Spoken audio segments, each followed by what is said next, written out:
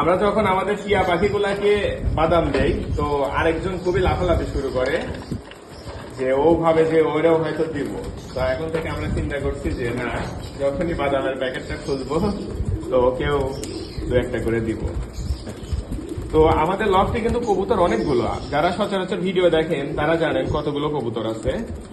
আর এই যে কিন্তু এই কয়েকটা কবুতর খুবই টেম আর কি, স্পেশাল, মানে এরা হাতে থেকে এই বাদাম খাওয়ার জন্য খুবই এক্সাইটেড থাকে।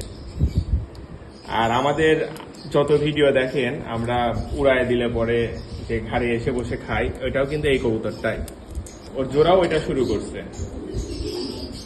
এই যে দেখেন একটা বাদাম, এটা কিন্তু খোলা নাই, অথচ ঠোকানো শুরু করবে। আচ্ছা আমরা এটা খুলে দেখাই। ওর ধৈর্য নাই।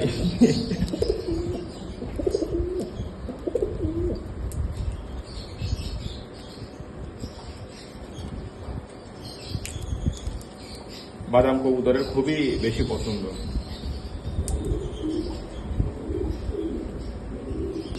অতিরিক্ত কোনো কিছুই ভালো না, তো আর একটা সর্বোচ্চ দিব। আর